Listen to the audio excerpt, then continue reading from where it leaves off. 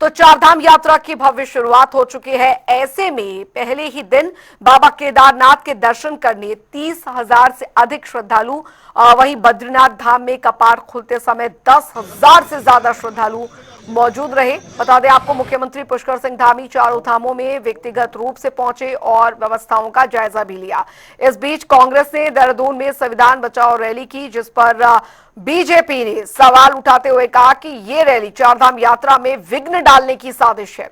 तो सवाल उठता है कि क्या कांग्रेस की रैली की टाइमिंग गलत थी या ये केवल एक राजनीतिक इत्तेफाक है, और क्या चारधाम में मित्र पुलिस की सेवाओं के लिए उन्हें सराहना नहीं मिलनी चाहिए। अब ये सवाल यहां पर जाहिर तौर पर उठ रहा है क्योंकि चारधाम यात्रा धर्म और आध्यात्म से जुड़ी ये यात्रा है। उत्तराखंड की एक रीढ़ की हड्डी ये मानी जाती है चारधाम यात्रा, और काफी ज्यादा संख्या में श्रद्धालु यहां पर पहुंच भी रहे हैं। ऐसी स्थिति में पूरा जो प्रशासन तंत्र है वो यहां पर लगा हुआ है।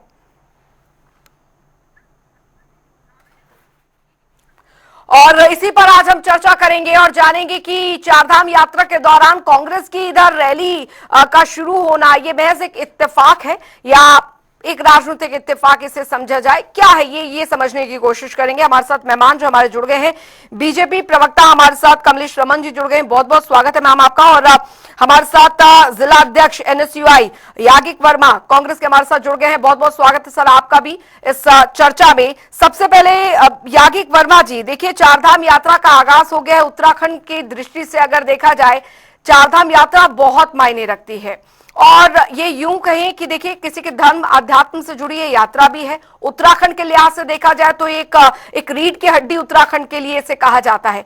ऐसे समय में, ऐसी स्थिति में कांग्रेस की एक राजनीतिक यात्रा निकालना, बीजेपी इसे कह रही है कि देखिए ये सब कुछ षड्यंत्र है कांग्रेस का। हर साल यात्रा होती है, हर साल कांग्रेस का कोई राजनीतिक प्रपंच शुरू हो जाता है। धन्यवाद तो आपका जी, कि आपने मुझे आज इस डिबेट में आमंत्रित करा। देखिए, ये बीजेपी की पुरानी आदत है मुद्दों से भटकाना। असल में बीजेपी अपनी तैयारियां यात्रा को लेकर के तब शुरू करती है जब यात्रा शुरू हो जाती है। चारधाम यात्रा की तैयारियां ये तब शुरू करते हैं, सो के तब उठते हैं जब यात्रा शुरू हो चुकी होती है। यात्रा शुरू हो चुकी है, आप अभी से देख लीजिए कितनी जाम की क्या स्थिति है। इनसे पूछिए कि जो चारधाम है, क्या इन्होंने वहां पर उचित पार्किंग की व्यवस्था करी है जिसमें वहां पे गाड़ियां आएंगी। ऑनलाइन रजिस्ट्रेशन को लेकर के यात्री इतने परेशान होते हैं, क्या इनके पास कोई जवाब है? जी, पिछले साल हम सब ने देखा किस तरह से लौट लौट करके गए हैं यात्री, उनके टूर कैंसिल हुए हैं। बहुत बड़ी समस्या रहती है। लोग ग्रुप्स में आते हैं, महाराष्ट्र से, गुजरात से, नीचे साउथ से लोग एक साथ ग्रुप जत्थे के जत्थे आते हैं, 20-20, 30-30, 40-40 जनों के। उनके एक साथ स्लॉट बुक ही नहीं हो पाते टाइमिंग के। जी, पूछिए ना इनसे। ठीक है, आपका सवाल मैं यहाँ पर पूछूंगी कमलेश रमन जी। अब बीजेपी ने तो क्या कहा कि कांग्रेस ये परपंच कर रही है, इस तरीके की यात्रा निकाल रही है। एक तरफ प्रशासन पूरा चारधाम यात्रा को सफल बनाने में जुटा है, उधर कांग्रेस की यात्रा।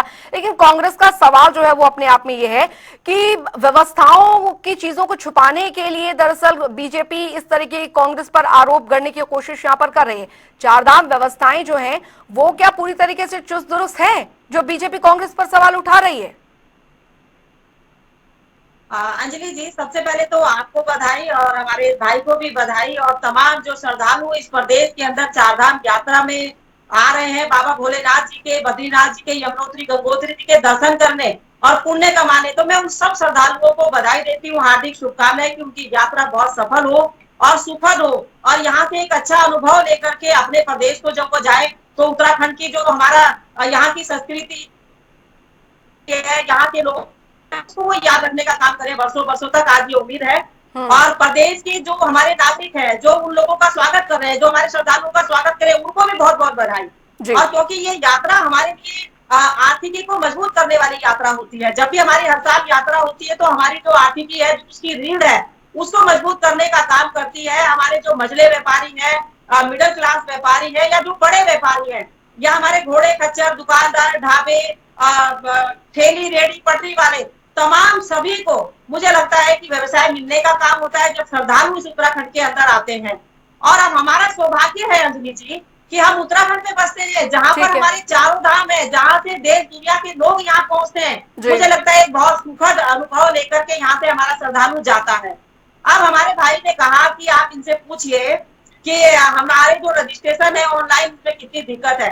देखिए सरकार ने जो हमारे रूट है चारों दिशाओं से जहां जहां से भी हमारा यात्री यहाँ पहुंच रहा है सब जगह स्टॉल बना करके बाकायदा काउंटर लगा करके रजिस्ट्रेशन करने की व्यवस्था लोगों को दी गई है। जी। एक तो वो ऑफलाइन है, दूसरा जो हमारा ऑनलाइन है, हर वेबसाइट पर आप जो अलग अलग वेबसाइट हमारी है उत्तराखंड की उन पर रजिस्ट्रेशन का जो है पूरी सुविधा देने का काम सरकार ने किया गया है। और रही बात पिछली अगर हमारे से कोई गलती कोई चूक पिछली बार हुई होगी तो मुझे लगता है कि इस बार ऐसी चूक नहीं होगी। इस बार हमारे यात्री और बेहतर और अच्छा, क्योंकि आपने देखा कि हमारे यहाँ पर 20 लाख से 25 लाख से आपको मुझे लगता है ज्यादा रजिस्ट्रेशन हो चुके हैं और हमारा जो आंकड़ा है वो बढ़ता ही जाता है। और श्रद्धालुओं की जो व्यवस्था है उसको देने का काम जो सरकार ने किया है, चाहे उसमें हमारी पार्किंग की व्यवस्था हो, भोजन की व्यवस्था हो, जिसमें हमारे प्रदेश की जो मातृशक्ति है उनको लगाने का काम सरकार ने किया। स्वयं सहायता समूह हमारे जो है 200 रेस्टोरेंट कम से कम हमारी मातृशक्ति उन रूटों पर चलाएगी जहां पर हमारा श्रद्धालु पहुंचेगा, जहां हमारे श्रद्धालु की यात्रा चलेगी, उनको स्वस्थ भोजन, स्वच्छ पानी, स्वस्थ उनको रहने का जो है स्थान मिले, उनकी जो पार्किंग की व्यवस्था है, हमारे भाई ने अभी पार्किंग पर भी सवाल उठाया याद है। हमारी जो पार्किंग की व्यवस्था है वो भी जगह जगह हर रूट पर दी गई है, वहां पर पार्किंग स्थान बनाए गए हैं, कहाँ से कैसे जाया जाएगा। मुझे लगता है कि सरकार ने 99% क्योंकि यात्रा है, क्राउड आता है, लाखों की भीड़ उत्तराखंड के अंदर आती है और 1 करोड़ 25-30 लाख के करीब तो हमारा खुद का स्थानीय व्यक्ति यहाँ पर रहता है। उसके बाद जब करोड़ों व्यक्ति हमारे इस प्रदेश के अंदर आता है तो आप समझ सकते हैं कि 99% सरकार की तरफ से पूरी ये कोशिश होती है कि एक भी श्रद्धालु को कोई दिक्कत या परेशानी ना हो। लेकिन अगर 1% किसी को दिक्कत या परेशानी होती भी है तो उसके लिए भी सरकार पूरी कोशिश ये करती है कि उसको भी कोई परेशानी ना हो, उसकी दिक्कत परेशानी को दूर करने का काम सरकार करे। अब रही बात कांग्रेस की इस समय रैली निकालने जो संविधान बचाओ, तो अब मेरे भाई से ये सवाल बनता है कि संविधान कौन सा संविधान बचाने की आप बात कर रहे हैं? आपने न्याय यात्रा निकाली, आपने भारत जोड़ो यात्रा निकाली, जनता ने उसके बावजूद आपको नकारने का काम किया। जनता बार बार आपको नकार रही है, आपके जो मुद्दे हैं मुझे लगता है जनता उनको स्वीकार नहीं कर रही, अस्वीकार कर रही है। तो आपको जनता के बीच में जाकर के अपनी जो कार्य कुशलता है उसको दिखाना होगा। आज यात्रा के ऊपर अगर कटाक्ष करने का काम कांग्रेस कर रही है तो वो नेगेटिविटी को फैलाने का काम कर रही है। हमारे यात्रियों को जो भ्रम की स्थिति पैदा हो वो यहाँ ना आए और हमारी आर्थिकी को क्या नुकसान नहीं होगा अगर कांग्रेस इस तरीके से भ्रम की स्थिति पैदा करेगी कि यात्रा में व्यवस्थाएं नहीं है या यात्रा में कोई दिक्कत है। तो हमारे श्रद्धालु तो मुझे लगता है उत्तराखंड में आने से पहले ही डर जाएंगे अगर कांग्रेस इस तरीके से करेगी, क्योंकि कांग्रेस भी तो इस प्रदेश में रहती है कि नहीं रहती है। तो मुझे लगता है कि विपक्ष को सत्ता पक्ष के साथ में मिलकर के इस यात्रा को सुखद और अच्छी बनाने का प्रयास हमें करना चाहिए ताकि हमारे जो यागिक वर्मा जी आपके सवाल का जवाब मिल गया या अभी भी आप कुछ कहेंगे? उनका कहना है कि देखिए उत्तराखंड राज्य में 4 धाम यात्रा का महत्व हर कोई जानता है, हर उत्तराखंडी जानता है और आर्थिकी का बहुत विशेष महत्व इस दौरान बढ़ जाता है। लेकिन कांग्रेस को तो उत्तराखंड की जनता नकारती आई है। इस तरीके की रैलियां करने से अच्छा तो उत्तराखंड की जनता के सामने जाइए। इस तरीके की रैली करके क्या आप आगे आने वाले उत्तराखंड के विधानसभा चुनावों को तो नहीं साधने की कोशिश कर रहे हैं? देखिए पहली बात दीदी ने बात कही कि 4 धाम यात्रा से उत्तराखंड की जितना भी हमारा आर्थिक रीढ़ की हड्डी 4 धाम यात्रा है मुख्यतः, बात बिल्कुल ठीक है और ये सब हम सब के लिए है। मैं खुद हरिद्वार का हूँ तो मुझे पता है कि 4 धाम यात्रा जब चलती है तभी लोग हरिद्वार आते, तो इसमें तो कोई दो राय नहीं है। बात ये है कि क्या विपक्ष का काम क्या है? विपक्ष का काम है कि जो भी गलतियां सरकार कर रही है उसको प्रमुखता से उठाना, यही तो काम है ना विपक्ष का। अब आप चाहें कि विपक्ष वो काम भी ना करे, अरे आपको आईना कौन दिखाएगा? कौन दिखाएगा आपको आईना कि आप ये गलतियां कर रहे हैं? भाई साहब आप सरकार में आप ये गलतियां कर रहे हैं, कौन बताएगा? आपने बात करी ऑफलाइन रजिस्ट्रेशन की, बहुत अच्छी बात, बिल्कुल सही। इस बार ऑफलाइन रजिस्ट्रेशन के लिए कई जगह केंद्र लगाए गए। ऑफलाइन रजिस्ट्रेशन का मैं अभी आपको भी ताजा उदाहरण बता रहा हूँ। उसमें क्या है, कई लोगों के जो आधार कार्ड है बहुत पहले बने, उसमें उनका फोन नंबर कोई और था, अब कुछ और होगा। अब वो उनके पास वो फोन नंबर है ही नहीं। अब जब ओटीपी आता तो ओटीपी नहीं दे पा रहे, उनकी केवाईसी नहीं हो पा रही, तो वो क्या करें? वो रिजेक्ट हो जा रहे हैं उनके पास ही नहीं बन पा रहे, उसका क्या करेंगे आप? उसका कोई समाधान अभी तक नहीं निकाल पाए। जगह जगह पुलिस खड़ी हुई, जो सहायता केंद्र उन्होंने बनाया वहां आज भी, अभी आज की बता रहा हूँ लेटेस्ट, वहां पर हाईवे पर जाम लगा हुआ है और पुलिस वहां पर चालान काटने में व्यस्त है। जी आज की बात बता रहा हूँ, आज की, जी। क्योंकि मैं हाईवे से आया हूँ, आज मैं आपको बता रहा हूँ। उन्होंने कहा संविधान बचाओ यात्रा क्यों निकाल रहे हैं? आपने कहा कि लोगों से किस तरह जोड़ा जाता है, आप बताइए लोगों से किस तरह जोड़ा जाता है, मुझे बताइए।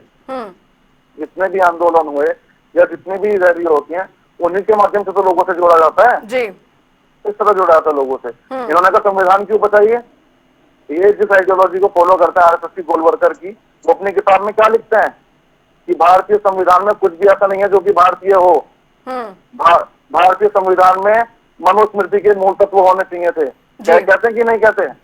इनकी उस किताब में लिखा है कि नहीं लिखा है? जी। क्या देश मनुस्मृति से चलवाना चाहते हैं? लेकिन यागिक जी, बीजेपी तो इसकी टाइमिंग को लेकर, यागिक जी, बीजेपी इसकी टाइमिंग को लेकर सवाल उठा रही है। ये टाइमिंग इसलिए क्योंकि उसी दिन यात्रा जिस दिन शुरू हो रही है, पहले दिन अक्षय तृतीया वाले दिन, उसी दिन आप लोगों ने शुरू की। उससे पहले भी आप इस तरीके की व्यवस्थाओं को सवाल कांग्रेस से उठाती आई है, तो इस रैली को पहले भी रखा जा सकता था। लेकिन अब सवाल इसलिए उठाए जा रहे हैं क्योंकि अगर पूरा पुलिस तंत्र, पूरा प्रशासन तंत्र आप लोगों के इस संविधान बचाओ रैली में अगर जुटेगा, तो वहां चारधाम यात्रा में जहां पर पुलिस वाले जो वृद्ध जन श्रद्धालु वहां पहुंच रहे हैं, आज भी वो तस्वीरें आई जिसमें श्रद्धालु, जो वृद्ध श्रद्धालु हैं, जो नहीं चल पा रहे हैं, उन्हें खुद वो वहां जाकर उन्हें उनके दर्शन, भगवान के दर्शन करवा रहे हैं। अब पूरा अगर पुलिस तंत्र यहां पर जुट जाएगा तो कैसे ये अवस्था फैलेगी? और तब भी फिर सवाल उठेगा कि सरकार कुछ नहीं कर रही है, सरकार के राज में ये सब हो गया। ये सवाल बीजेपी उठा रही है कि पूरा पुलिस तंत्र अगर आप लोगों की यात्रा में लग जाए फिर क्या करेंगे? बिल्कुल बिल्कुल बिल्कुल बिल्कुल, इन लोगों का सवाल बिल्कुल उचित है। आज उत्तराखंड में अनंत अंबानी जी आ रखे थे, अभी हरिद्वार से भी होकर के गए हैं। कितना पुलिस तंत्र उनके आगे पीछे लगा रहा, पूछिए जरा आप इनसे। पुलिस तंत्र आगे से ज्यादा उनके पीछे लगा रहा है उनके प्रोटोकॉल में। तब कहां चले गए यात्री, तब कहां चले गए वृद्ध यात्री? मतलब कांग्रेस के ऊपर इनको सवाल उठाने हैं और कोई भी अपनी आस्था के लिए आया नहीं। अनंत अंबानी जी, कोई दिक्कत नहीं, उनके पीछे पूरा पुलिस महकमा प्रोटोकॉल के तहत लग गया। क्या वो सबके सब यात्रियों से ज्यादा महत्वपूर्ण होगा इनके लिए? कमलेश रमन जी। जी जी, देखिए हमारा छोटा भाई है यागिक जी, उन्होंने कहा कि जो ऑफलाइन में जो हमारे रजिस्ट्रेशन हो रहे हैं उसमें दिक्कतें आ रही हैं। अब देखिए ये तो एक सुरक्षा की दृष्टि से है। अगर आपका आधार कार्ड में नंबर सही नहीं होगा तो हम ओटीपी किसके पास जाएगा, तो किस तरीके से होगा? कम से कम वो नंबर तो आधार कार्ड में सही होना चाहिए। सुरक्षा की दृष्टि से आप जानते हैं कि इस समय पुलवामा जो ये जो हमारा पहलगाम का जो अटैक हुआ है, इसको लेकर के सचेत है उत्तराखंड की सरकार, तमाम सुरक्षा बल। तो मुझे लगता है कि आधार कार्ड को ठीक करने चाहिए। अब इन्होंने कहा कि जो हमारी इनकी जो यात्रा उस समय चली, यात्रा नहीं करेगा तो विपक्ष बाकी विपक्ष इसलिए होता है कि वो सरकार को ये बताए कि कहाँ पर वो गलत है, कहाँ पर वो सही है, उसको और क्या क्या चीजें करनी चाहिए। अब बहुत अच्छी बात है कि विपक्ष अगर ऐसा सोचता है और ऐसा करता है, लेकिन एक तो टाइमिंग इनकी गलत जो है। उसी दिन हमारे गंगोत्री धाम के जो कपाट खुलते थे, उसी दिन इनकी यात्रा थी। ये टाइमिंग इनकी गलत। क्या ये आस्था नहीं रखते सनातन में? क्या ये आस्था नहीं रखते धर्म में हमारे? आप दूसरी बात, ये जो यात्रा इन्होंने निकाली संविधान बचाओ, इसका टाइटल आप देखिएगा, संविधान बचाओ का क्या है? ये संविधान बचाओ यात्रा नहीं थी, बल्कि ये राहुल और सोनिया बचाओ रैली थी। जो नेशनल हेराल्ड का जो भ्रष्टाचार है वो उसकी तरफ से ध्यान भटकाने के लिए रैली थी। संविधान बचाओ की रैली तो आप पहले भी निकाल सकते थे, संविधान बचाओ की रैली तो आप बाद में भी निकाल सकते थे, लेकिन जैसे ही आपको लगा कि ईडी ने जो है राहुल जी और सोनिया जी पर नोटिस देकर के शिकंजा कसा या उनसे पूछताछ की गई या उनको नोटिस भेजा गया, तो आपको संविधान याद आ गया।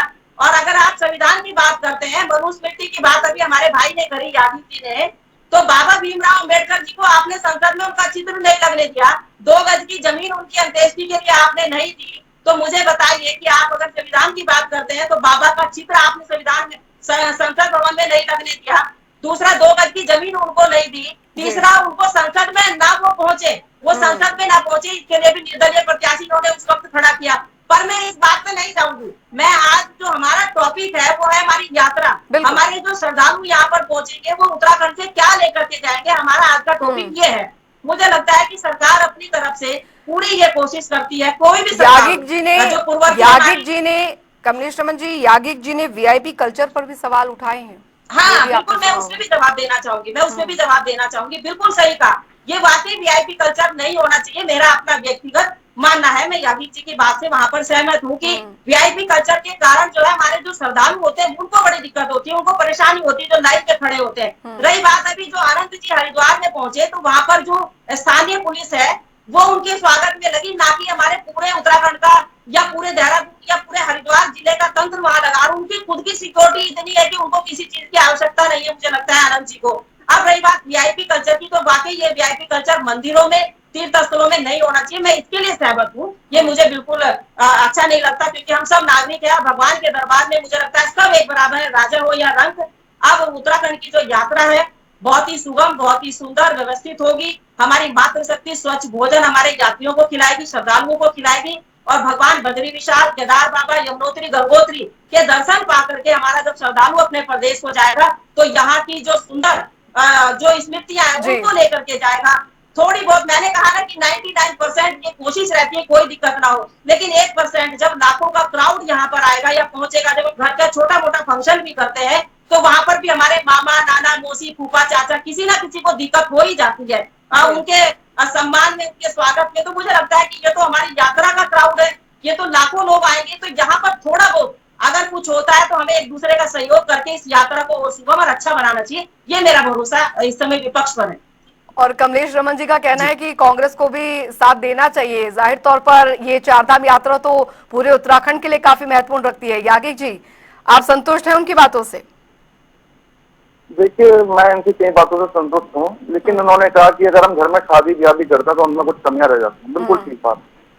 घर के शादी ब्याह में और एक राज्य की सरकार चलाने में बहुत अंतर होता है। आप पे पूरा राज्य आप पे भरोसा कर करके आपको सरकार देता है, और आप कह रहे कि हमारा कोई चाचा, फूफा, मामा इसमें रोड जाए, नहीं नहीं यानी भाई, मैंने बताया जब तुम छोटे से फंक्शन में, अब आप मुझे बोलने दीजिए। देखिए मैं बिल्कुल बीच में नहीं बोलता किसी के, आप मुझे पूरा करने दीजिए, उसके बाद आप बोलिएगा। नहीं तो सुनिए, तो देखिए मैं किसी के बीच में नहीं बोलता, आप मुझे बोलने दीजिए, उसके बाद आपको आप अपनी बात करिएगा। यहाँ पे कोई चाचा, फूफा, मामा नहीं है। अगर आप कह रहे 99% यात्रा सफल हो रही है, पिछली बार 110% यात्रा सफल होके गई है। उत्तराखंड के सारे व्यापारी हाथ से हाथ धरे बैठे रह गए। कुछ पिछले साल काम नहीं हो पाया।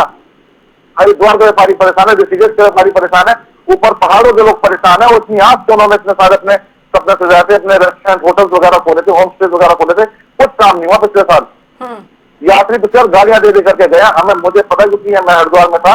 यात्री कह रहे कि हम अब से कभी उत्तराखंड नहीं आएंगे, इस तरह की इतनी बेकार सरकार की व्यवस्था है। और इस चीज बहुत महत्वपूर्ण, पार्किंग की व्यवस्था तो है ही नहीं है, वो बात तो अलग ही है। स्वास्थ्य की व्यवस्था ऊपर नहीं है। ऊपर जो है हमारे पहाड़ी क्षेत्र, वहां पे हवा का दबाव पतला हो जाता है, ऑक्सीजन पतली होती है।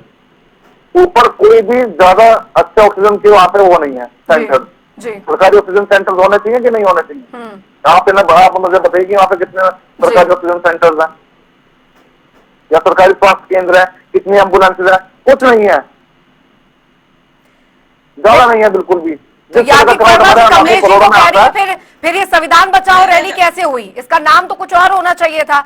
ये तो सोनिया और राहुल गांधी को बचाने के लिए ये रैली कर दी गई कि यहाँ पर नेशनल हेराल्ड में वो फंसे हुए हैं, तो पूरे देश में कांग्रेस इस तरीके की रैलियां निकाल रही है, उसमें से उत्तराखंड भी है।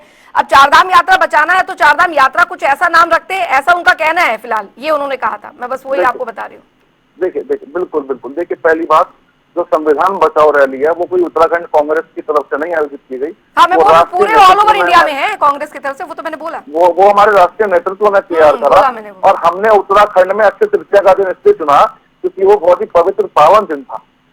इसलिए हमने अक्षय तृतीया का दिन चुना यहाँ पर वो यात्रा करने का, यहाँ पर वो रैली करने का। उससे लोगों में बहुत अच्छा वो गया, मैसेज गया। और बात हुई, जिन्होंने कहा क्या बहुत ही अच्छी बात हो जाएगी, लेकिन अभी अब मैं तो ऐसे हम भी कह सकते हैं, इस वक्त भी कह सकते हैं कि आपने पहलगाम घटना से ध्यान हटाने के लिए जातिगत जनगणना का आपने फैसला ले लिया। ओहो, आप देखिए। कमलेश रमन जी कुछ कहना चाह रही हैं? जी ठीक है, हमारे कोई अच्छी बात थोड़ी ना होगी। मैं नहीं मानता। आपके सवाल का जवाब दे रही है यागिक जी। हमारे भाई ने कहा कि शायद हो सकता है इसलिए जो है जाति जनगणना। अब मुझे बताइए, इतने सालों से राहुल जी चिल्ला रहे थे और कह रहे थे जाति जनगणना करा के रहेंगे, करा के रहेंगे, करा के रहेंगे। अब उनकी बात तो मान ली ना प्रधानमंत्री जी ने, तो अब दिक्कत किस बात की? आप ये क्यों कह रहे हैं कि ये इसकी वजह से हुआ होगा या उसकी वजह से हुआ होगा या ऐसा हो गया होगा? अब तो जन भावनाओं को देखते हुए प्रधानमंत्री जी ने, उनकी कैबिनेट ने आदेश दे दिया। आपके राहुल जी बार बार कह रहे थे ना इस बात को कि हम करा के रहेंगे, हर हाल में करा के रहेंगे, तो हो गई ना। अब आपकी बात मान ली तो अभी भी दिक्कत है आपको, नहीं करा रहे थे तब भी दिक्कत है, अब करा रहे हैं तब भी दिक्कत है। अब हमारे यागी भाई ने कहा कि क्या हमारे स्वास्थ्य सेंटर है इस तरीके से जो हमारे यात्री जा रहे हैं अगर किसी को ऑक्सीजन ना मिले, इसीलिए मेडिकल की सेटअप की व्यवस्था की गई सरकार जी। ने, और जगह जगह ये मेडिकल सेंटर लगाए गए, जगह जगह हमारे एनएम और जगह जगह हमारी डॉक्टरों की टीम बैठी है, जहां पर हमारे बुजुर्ग या विकलांग या कुछ इस तरीके के लोग जिनको सांस की प्रॉब्लम हो, उनका मेडिकल चेकअप करने के बाद ही वहां तक पहुंचा जाएगा। और अगर उसके बावजूद भी कोई दिक्कत या परेशानी आती है तो हमारा शासन प्रशासन बकायदा उनको अपने हाथ से पकड़ करके जो है लेकर के जाने का काम कर रहा, लाइन में नहीं लगने दे रहा वहां पर। या आज तो अभी दूसरा ही दिन है यात्रा का मुझे लगता है, और बद्रीनाथ धाम जी के तो कपाट आज ही खुले हैं, तो अभी तो फर्स्ट डे ही समझ लो, कल और आज का फर्स्ट डे है। अभी तो हमारी यात्रा बहुत लंबी चलेगी। मुझे लगता है कांग्रेस को बचा के रखने चाहिए अपने मुद्दे। अभी अगर वो एक ही दिन में सारे मुद्दों को ले आएंगे तो 3 महीने अभी तो हमारी यात्रा चलनी है, अभी तो और व्यवस्था बहुत अच्छी होनी है। लोगों को जो है श्रद्धालु को जब यहाँ से दर्शन करके जाएंगे तो एक सुखद अनुभव होगा, और हमारी जो यात्रा के दौरान जो हमारी आर्थिकी को जो मजबूती मिलेगी, सरकार को जो ठीक मजबूती है। मिलेगी, मुझे लगता है कि वो और बेहतर काम होगा यहाँ। चलिए, चारधाम यात्रा को सफल बनाने की कोशिश यहाँ सरकार की है और सवाल यहाँ पर कांग्रेस उठा रही है कि व्यवस्थाएं जो है वो चुस्त दुरुस्त करे सरकार और फिर उस पर राजनीति की बात करे। बहुत बहुत शुक्रिया कमलेश रमन जी आपका भी और याज्ञिक वर्मा जी आपका भी इस चर्चा में जुड़ने के लिए। फिलहाल इस खास चर्चा में अभी के लिए फिलहाल इतना ही। आप बने रहिए जनता टीवी के साथ। नमस्कार।